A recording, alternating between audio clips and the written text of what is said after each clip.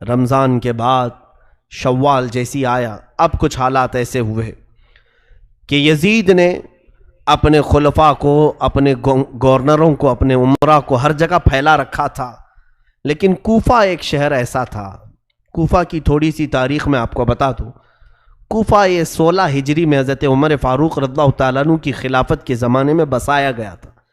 شروع سے ہی یہاں پر حضرت علی کے چاہنے والوں کی کثرت تھی۔ مولا علی شیر خدا رضی اللہ تعالیٰ عنہ سے محبت کرنے والے بہت زیادہ تھے، اسی لیے حضرت علی نے بھی خلافت کو مدینے سے اٹھا کر کے کوفہ پہنچایا، اور حضرت علی کے زمانے میں دارالخلافہ، خلافت ہاؤس کوفہ میں ہی رہا۔ آپ کے انتقال کے بعد امام حسن رضی اللہ تعالیٰ عنہ بھی کافی دن کوفہ میں رہے، اور پھر آپ کو کوفہ والوں نے ہی زہر دے کر کے قتل کیا۔ حسن مجتبی رضی اللہ تعالیٰ عنہ کو، امام حسین کے بڑے بھائی، زہر دے کر کے ان کا قتل کیا گیا۔ امام حسن رضی اللہ تعالیٰ عنہ کے ساتھ بھی اور حضرت علی کے ساتھ بھی غلط ہوا تھا کوفہ میں، لیکن وہاں کے لوگ اب بھی اسی بات کے قائل تھے کہ ہم اہل بیت کے ساتھ ہیں، رسول اللہ کے گھر والوں کے ساتھ ہیں۔ جب کوفہ والوں کو یہ معلوم ہوا کہ یزید خلیفہ بن چکا ہے، امیر معاویہ کا انتقال ہوا، تو وہ لوگ امیر معاویہ کو بھی پسند نہیں کرتے تھے۔ اب یزید بیٹھ گیا تو اور دشمنی میں جلنے لگے، کہا کہ ہم امیہ خاندان کو ہی نہیں پسند کرتے، خلافت کے حقدار تو علی کے گھر والے ہیں، حسین ابن علی کو چاہیے کہ وہ خلافت کا اعلان کرے، اپنے خلیفہ ہونے کا اعلان کرے۔ تو کوفہ والوں میں آپس میں یہ میٹنگیں ہونے لگی، ہم تو یزید کو خلیفہ نہیں مانیں گے۔ تو ان لوگوں کا کہنا اپنی جگہ پر صحیح تھا، یزید کو کیسے خلیفہ بانے۔ اس وقت نعمان بن بشیر وہاں کے گورنر تھے، صحابی رسول ہیں۔ نعمان بن بشیر یزید کے گورنر بن کر کے تھے، تو کوفہ والوں کا ایسا سلوک تھا کہ نعمان بن بشیر کے پیچھے بھی نماز نہیں پڑھتے تھے کہ یزید کا گورنر ہے، نہ عید پڑھنے کے لیے جاتے تھے۔ جب یہ حالات ایسے ہوئے اور کوفہ والوں کو یہ معلوم ہوا کہ امام حسین نے بھی یزید کی بیعت سے انکار کر دیا ہے اور مدینہ چھوڑ کر مکہ آ چکے ہیں، تو پھر کوفہ والوں کو ایک اور سہارا ملنا، یعنی ایک امید جاگ گئی۔ ان کو ایسا لگا ایک سہارا مل جائے گا، اور یہ سوچا کیوں نہ ہم امام حسین کو یہاں بلا لیں، کیونکہ ہم بھی یہ چاہتے ہیں کہ یزید خلیفہ نہ ہو۔ امام حسین آئیں گے تو ہم دل و جان سے ان کو خلیفہ بنائیں گے اور ان کے ہاتھ پر بیعت کریں گے۔ یہ معاملہ پیش آیا تو کوفہ والوں نے آپس میں میٹنگیں شروع کی، دن رات میٹنگ ہوتی تھی کہ حسین ابن علی کو کیسے بلایا جائے۔ بعد میں طے ہوا کہ ہم معزز لوگوں کے ذریعے سے خط بھیجتے ہیں مکہ اور امام حسین کو طلب کرتے ہیں۔ تو خط جو ہے آنے شروع ہوئے، شوال میں خط آنے شروع ہو گئے۔ شوال میں کوفہ والوں کے پہلے 3 خط آئے، اس میں لکھا گیا تھا کہ اے علی مرتضیٰ کے شہزادے فاطمہ کے لاڈلے حسین، ہم نے سنا ہے کہ آپ نے یزید کی بیعت کا انکار کیا ہے اور آپ مکہ آ چکے ہیں، لہٰذا ہم یہ چاہتے ہیں کہ آپ کوفہ آ جائیں۔ کوفہ آپ کے والد گرامی مولا علی شیر خدا کا دارالخلافہ تھا، آپ اسی خلافت کو آگے بڑھائیں، ہم سب آپ کے ساتھ ہیں۔ ان خطوں میں لکھا ہوا تھا، اور حضرت عبداللہ بن زبیر وہاں پر تھے، امام حسین کو انہوں نے کہا ان خطوں پر آپ بھروسہ مت کریں۔ اسی شام کو 300 خط اور آئے، کوفہ سے 300 خط آئے مہر بند، اور معزز لوگوں کے وہاں پر مہر تھی، دستخط تھے کوفہ والوں کے۔ جب امام حسین کے پاس خطوں کا سلسلہ جاری ہوا، 300 کے بعد روایتیں ہیں 1000 کی تعداد میں خط آنے شروع ہو گئے۔ پورے کوفہ والوں کی ایک ہی بات تھی کہ حسین ہمارے پاس آ جائے، امام حسین ہمارے پاس آ جائے۔ حضرت امام حسین کو بلانے کی اور ان کو دعوت دینے کی یہ مہم بہت زور پکڑ لی، طول پکڑ لی۔ اس کے بعد امام حسین نے اپنے گھر والوں سے مشورہ کیا، کیا ہم مکہ میں ہی پوری زندگی کاٹ دیں یا پھر کوفہ جائیں؟ کوفہ جا کر کے ہم دیکھتے ہیں۔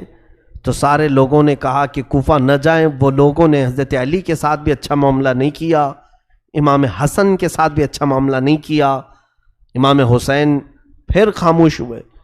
اب یہاں پر ذی القعدہ کا مہینہ شروع ہو چکا تھا، پھر خطوط اتنے آئے کہ کوفہ والوں نے ایسا خط لکھا، دیکھیں اب امام حسین کو جانا ضروری ہو گیا تھا۔ کیوں؟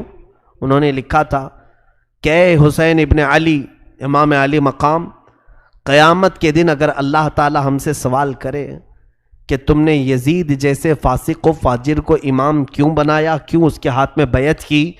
تو آپ سن لے، ہم اللہ کی بارگاہ میں یہ کہیں گے، ہم نے تو تیرے رسول کے شہزادے کو بلایا تھا، انہوں نے اپنا ہاتھ ہمیں نہیں دیا، اس لیے ہم نے یزید کے ہاتھ میں ہاتھ دیا۔ یہ بلیک میل کرنے کا طریقہ ہے، اس طور پر ایموشنل کرنے کا طریقہ ہے۔ تو انہوں نے جب یہ کہا تو یہ حجت ہو گئی امام حسین پر۔ حضرت امام حسین نے کہا میرے اوپر اب جانا واجب ہو گیا ہے، کیونکہ ظاہر سی بات ہے کوفہ والے ایک ظالم و جابر کے خلاف کھڑے ہیں، تو جو سمجھتا ہے کہ ظالم کے ہاتھ میں ہاتھ نہیں دینا چاہیے، اسے چاہیے کہ وہ اپنا ہاتھ ان کے سامنے بڑھائے۔ ظاہر سی بات ہے اصول اور طریقہ یہی ہے کہ اگر کوئی گندے پانی کا گلاس لے کر پکڑا اور پی رہا ہے تو آپ کا فرض بنتا ہے آپ اس کو روکیں، آپ اس کو روکیں۔ لیکن روکنے کا طریقہ کیا ہے؟ آپ ایک اچھے پانی کا گلاس اس کو دیں اور وہ پانی پھینکنے کا حکم دیں، وہ پھینک دے گا اور آپ کے پاس کا اچھا پانی پی لے گا۔ اور اگر آپ اچھا پانی بھی نہیں دے رہے اور اس کو برائی سے روک بھی رہے ہیں، برے پانی سے، وہ پیاسا ہے پی لے گا۔ یہ اصول ہے، یہ دستور ہے۔ حسین اعظم رضی اللہ تعالیٰ عنہ جب یزید کی بیعت کا انکار کر چکے تھے تو ظاہر سی بات ہے اچھا خلیفہ بھی دینا آپ کی ذمہ داری ہو گئی تھی، اور اس کے سب سے زیادہ حقدار امام حسین تھے۔ حضرت حسین رضی اللہ تعالیٰ عنہ نے جب یہ کہا مجھ پر جانا واجب ہے، تو بعض معزز صحابہ مکہ کے انہوں نے مشورہ کیا کہ پہلے آپ اپنے خاندان میں سے کسی بھروسے مند معتمد آدمی کو کوفہ بھیجیں، اگر وہ وہاں کے حالات لکھ کر آپ کے پاس بھیج دے آپ کوفہ چلے جائیں۔ تب میرے آقا امام علی مقام حسین اعظم رضی اللہ تعالیٰ عنہ نے اپنے خاندان میں حضرت امام مسلم بن عقیل، اپنے چچا کے بیٹے، حضرت علی کے بھائی تھے عقیل، سگے بھائی تھے، ان کے بیٹے امام مسلم، یعنی امام مسلم امام حسین کے چچیرے بھائی تھے، چچیرے بھائی۔ امام مسلم کو بلایا، کہا کہ میرے بھائی میں چاہتا ہوں کہ آپ کوفہ جائیں اور وہاں کے حالات دیکھ کر کے مجھے لکھ بھیجو، جیسے حالات ہوں گے میں سفر کروں گا۔ امام مسلم بن عقیل نے کہا ٹھیک ہے حضور، آپ کا حکم جیسا ہوگا میں چلتا ہوں۔ دوسرے دن وہ رخت سفر باندھ رہے تھے، ان کے دو ننھے سے شہزادے ساتھ میں تھے۔ تاریخ کی سچائیاں آج بھی خون کے آنسو رلا دیتی ہیں۔ محمد اور ابراہیم دو ننھے شہزادے باپ سے بہت زیادہ لگاؤ رکھتے تھے۔ امام مسلم ان کے دو بیٹے محمد اور ابراہیم، جن کی عمروں میں اختلاف ہے، بعض نے لکھا ہے 8 اور 9 سال کی عمر کے تھے، وہ باپ کو چھوڑ کر رہتے نہیں تھے۔ تو امام مسلم نے کہا امام علی مقام سے کہ یہ ماں کو میرے بغیر ستائیں گے، پریشان کریں گے، سفر میں انہیں اپنے ساتھ لیتا ہوں۔ اجازت دی گئی، دونوں شہزادوں کو لے کر نکل پڑے۔ امام مسلم بن عقیل سفر کر کے جب کوفہ کی طرف آئے، کوفہ جیسے ہی آپ داخل ہوئے، کوفہ والے آپ کے استقبال کے لیے پورے راستے سجا چکے تھے، نعروں کی گونج میں آپ کو لایا گیا، جگہ جگہ آپ کے استقبال، ہر گھر میں دعوت، اور ہر گھر والا آپ کے لیے پلکیں بچھائے کھڑا تھا۔ امام مسلم بن عقیل جب کوفہ میں داخل ہوئے، لوگوں کے اور یہ جوش عقیدت، یہ محبت دیکھا آپ نے، اور اس کے بعد سارے لوگوں کو بلا کر کے کہا میں حسین ابن علی کا وکیل بن کر کے آیا ہوں، لہٰذا تم امام حسین کی بیعت چاہتے ہو، میرے ہاتھ پر بیعت کر لو، میں حسین ابن علی کی بیعت تم سے لینے آیا ہوں، وکیل بن کر ان کی بیعت لینے آیا ہوں۔ تو اس وقت کوفی لوگوں میں سے 12,000 لوگوں نے آپ کے ہاتھ پر بیعت کی، 12,000 لوگ بیعت کیے۔ یہ محبان اہل بیت کہلائے۔ حضور صلی اللہ علیہ وسلم کے گھر والوں سے محبت کا انہوں نے ایک عملی نمونہ پیش کیا۔ حضرت امام مسلم بن عقیل نے دیکھا حالات بہت اچھے ہیں، حتیٰ کہ وہاں کے گورنر جو نعمان بن بشیر تھے، انہوں نے بھی حضرت امام مسلم بن عقیل کے ساتھ کوئی غلط معاملہ نہیں کیا، کوئی برا برتاؤ نہیں کیا، کیونکہ وہ صحابی رسول تھے۔ اگرچہ یزید نے ان کو گورنر بنایا تھا، لیکن انہیں معلوم تھا کہ رسول اللہ کے گھر والے ہیں۔ انہوں نے حضرت امام مسلم بن عقیل کو بلا کر کے کہا اے امام مسلم بن عقیل، یزید کو اگر یہ حالات کی خبر ہوگی تو وہ سختی کرے گا، وہ اپنی فوج کے ذریعے سے ظلم کر سکتا ہے، لہٰذا آپ مصلحت کا کوئی راستہ دیکھیں۔ تو اس دربار میں ایک شخص بیٹھا تھا جو یزید کا ہم نوا تھا، یزید کا خبری تھا، جاسوس تھا۔ اس نے نعمان بن بشیر کے خلاف یزید کو خط لکھا، کہا تمہارا گورنر نااہل ہے، یہاں حسین کی طرف سے وکیل بن کر کے مسلم بن عقیل آئے ہیں، پورے کوفہ کا ماحول تمہارے خلاف گرم ہو چکا ہے، سارے لوگوں نے حسین کی بیعت کر لی۔ یہ خط یزید کے ہاں پہنچا۔ ادھر امام مسلم بن عقیل نے حالات دیکھے، بہت اچھے تھے، گھر گھر میں اہل بیت کے چرچے تھے۔ امام مسلم بن عقیل نے اسی دن خط لکھا مکہ اور روانہ کر دیا۔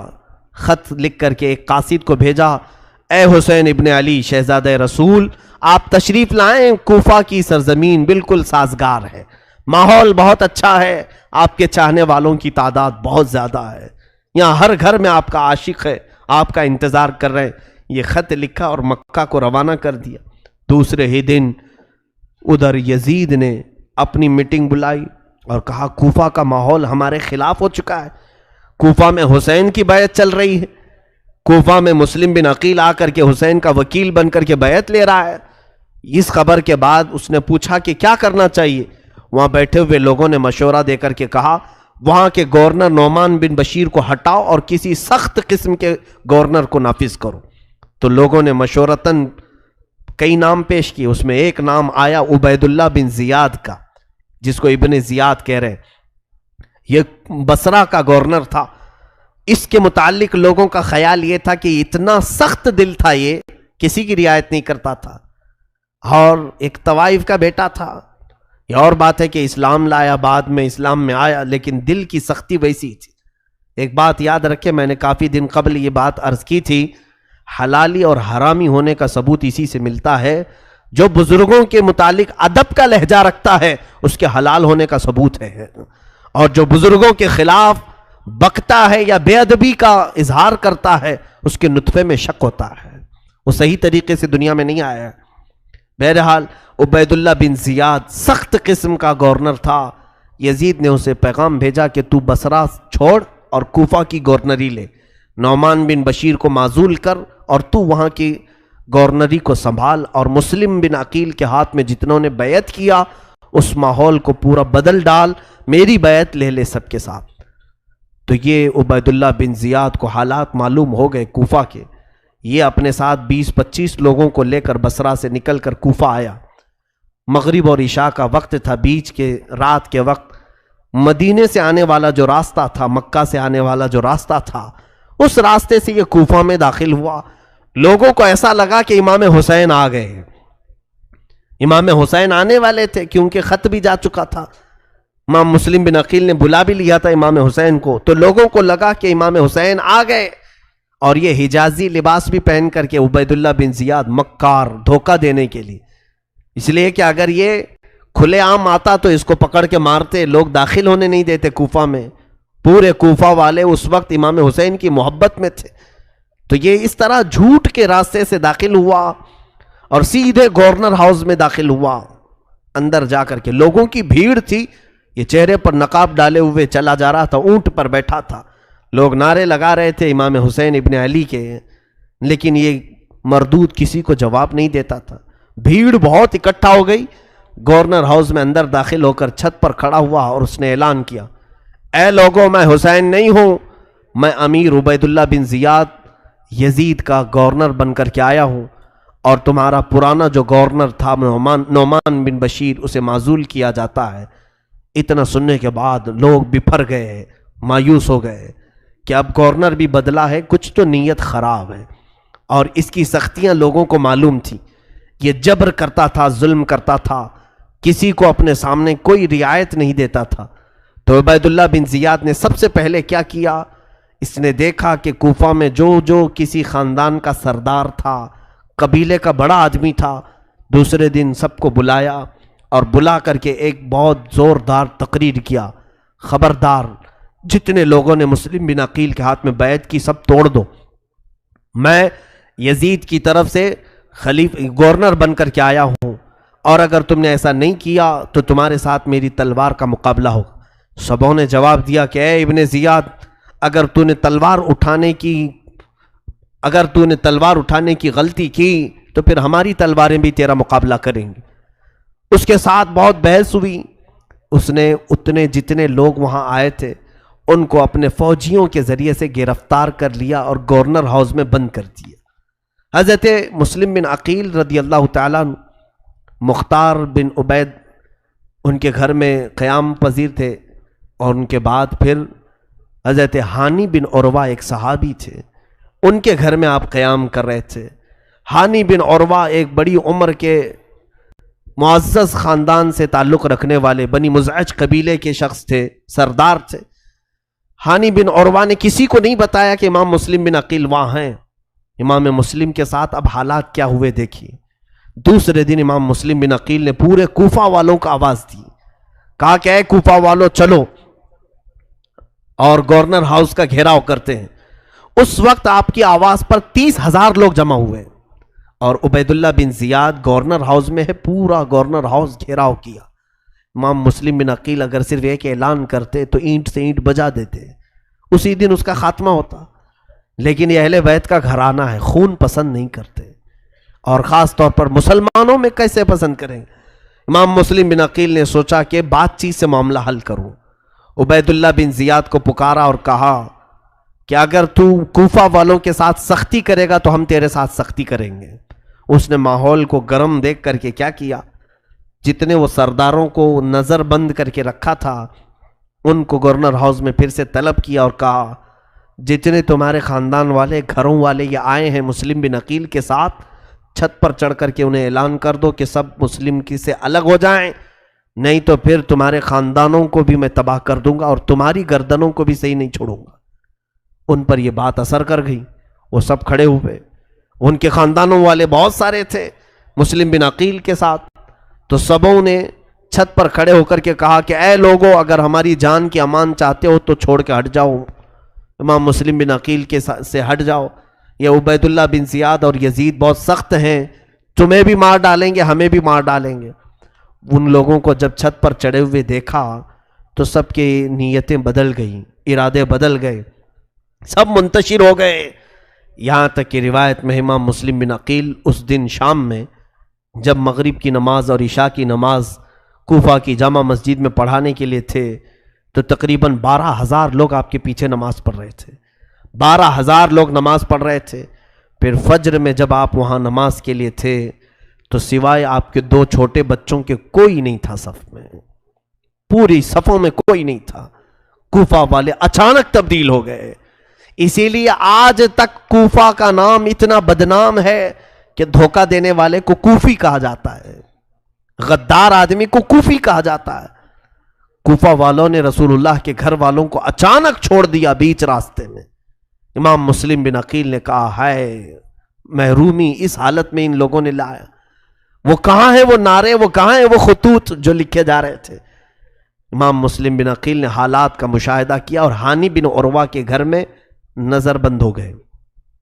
اب عبید اللہ بن زیاد نے تلاش جاری کروا دی کہ ڈھونڈ کر کے لاؤ کہ مسلم بن عقیل ہے کہاں، کسی کو نہیں مل رہے تھے۔ ایک جاسوس معقل نام کا غلام تھا، شامی غلام، اس کو کچھ پیسے دے کر کے اس نے جاسوسی کے ساتھ ڈھونڈنا شروع کیا۔ اس نے ایک معزز شخص کو پکڑا اور کہا کہ میں اہل بیت کا سچا عاشق ہوں، سنا ہے امام مسلم بن عقیل کوفہ میں ہیں، میں ان کو کچھ ہدیہ دینے کے لیے آیا ہوں، میں مدینے سے آیا ہوں۔ تو انہوں نے خیر خواہ سمجھا اور وہ لے جا کر کے ہانی بن عروہ کے گھر اسے پہنچایا۔ وہ معقل نام کا غلام ہانی بن عروہ کے گھر گیا۔ حضرت ہانی بن عروہ نے پوچھا کہ کیوں آئے ہو؟ وہ روتے دھوتے کہنے لگا سنا امام مسلم بن عقیل بڑی تکلیفوں میں آ گئے، میں اہل بیت کا بڑا عاشق ہوں، میں ان کو کچھ نذرانے دینے آیا ہوں، کچھ سونے کے سکے اشرفیاں لے کر کے آیا تھا۔ ہانی بن عروہ نے اس کو بھی محب اہل بیت سمجھ کر اندر لے گئے، خاص کمرے میں امام مسلم بن عقیل سے ملاقات کروائی۔ علم نہیں ہوگا کون بتائے گا، لیکن جب وہاں پہنچے سلام کیا تو اس نے جواب نہیں دیا۔ ہانی بن عروہ کو سیدھے اس نے چلانا شروع کیا، جبکہ وہ صحابی تھے۔ ہانی بن عروہ، کیا تجھے معلوم نہیں کہ تو امیر المومنین کے خلاف بغاوت چھیڑ رکھا ہے؟ تو اپنے گھر میں ایک باغی شخص کو پناہ دے رکھا ہے اور وہاں پر میٹنگیں کرتا ہے، لوگوں کو اکٹھا کرتا ہے، ہمارے خلاف لڑنے کے لیے طاقت جمع کر رہا ہے۔ وہ بکتا گیا۔ ہانی بن عروہ نے کہا نہیں، میں ایسی کوئی سازش میں شریک نہیں ہوں، ہاں البتہ بن عقیل وہ رسول اللہ کے گھر والوں میں سے ہیں، اگر وہ مہمان بن کر میرے گھر میں آئے ہیں تو میں انہیں مہمان ٹھہراؤں گا اور میں ان کی خدمت کروں گا۔ اس نے کہا ہانی تم مسلم بن عقیل کو ہمارے حوالے کر دو، ہمارے حوالے کر دو۔ ہانی بن عروہ نے کہا میری پوری زندگی ختم ہو جائے مگر میں اپنے ہاتھوں سے امام مسلم کو تیرے حوالے نہیں کروں گا، تیرے حوالے نہیں کروں گا۔ امام مسلم بن عقیل کو حوالے کرنے سے انہوں نے انکار کیا تو عبید اللہ بن زیاد نے کہا ہانی تمہیں معلوم نہیں میرے تلوار کی سختیاں؟ ہانی بن عروہ نے کہا اگر تیرے تلوار کی سختیاں ہیں تو میرے گھر کے افراد بھی تیری اینٹ سے اینٹ بجا دیں گے، میرا قبیلہ بہت بڑا ہے، ہمارے خاندان کے لوگ یہاں پر سب حاضر ہو جائیں گے۔ اس نے ہانی بن عروہ کو نظر بند کر دیا، قید کر لیا اپنے اندر۔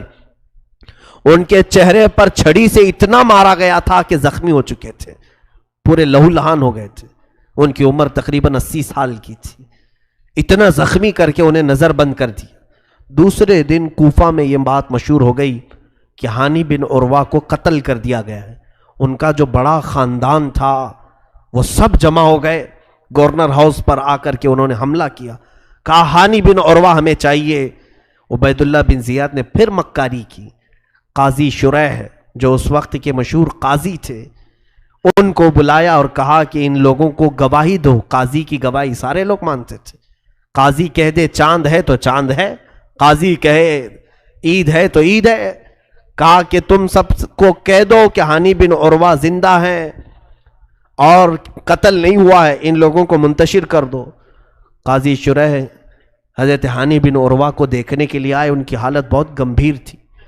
وہ آ کر کے باہر قاضی شریح نے اعلان کیا، ان کے دل میں نہیں تھا لیکن عبید اللہ بن زیاد کی سختیاں ایسی تھی کہ ان کے خاندان والوں سے کہا کہ ہانی بن عروہ محفوظ ہیں، قتل نہیں ہوئے۔ قاضی کی گواہی سن کر کے سب منتشر ہو گئے، چلے گئے۔ کسی مصلحت کی بنا پر عبید اللہ بن زیاد نے ان کو گورنر ہاؤس میں رکھا ہے، یہ دھوکہ دیا گیا۔ اب ہوا یہ، امام مسلم بن عقیل کو جب خبر ہوئی کہ ہانی بن عروہ کو اس نے گرفتار کیا ہے اور حالات بہت خراب ہوتے جا رہے ہیں، دوسرے ہی دن اس نے اپنے مکر کو ایسا کیا کہ وہ قبیلہ بنی مزعج کے لوگ سب منتشر ہوئے تو تقریباً کوفہ کے بڑے خاندانوں کے بڑے 12 لوگوں کی گردنیں کاٹ کر ان کے گھروں کے پاس پھینک دیا۔ پورا کوفہ سہم گیا، ڈر گیا، بڑے بڑے لوگوں کی گردنیں پڑی ہوئی ہیں نالیوں میں، گٹروں میں۔ خوف کا ماحول قائم کیا، یہ ڈر کا ماحول قائم کیا، سب گھروں میں دبک گئے، گھروں کے دروازے بند تھے، مارکیٹ بند تھی، چکے تھے، بند کر دیتے کہیں یہ ہمارے گھر میں آئے تو آفت نہ آ جائے، ابن زیاد کی سختیاں ہمارے ساتھ نہ آ جائیں۔ میرے عزیزو، دنیا اتنی تیزی سے بدلتی ہے، بولا نہیں جا سکتا۔ مطلب کے لوگ ہوتے ہیں، منہ پر تعریف کرنے والوں پر کبھی یقین نہ کرنا کہ یہ تمہاری موت تک ساتھ رہنے والے۔